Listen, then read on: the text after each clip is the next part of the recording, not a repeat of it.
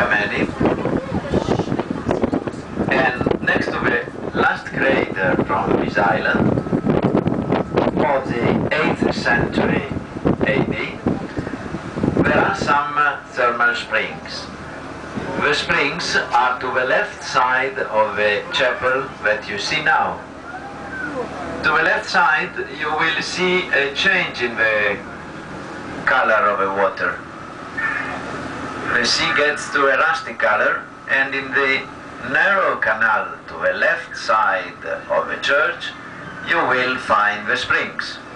At the springs, at the end of the canal I mean, water temperature will be around 28-29 Celsius. Seawater today should be around 22 Celsius.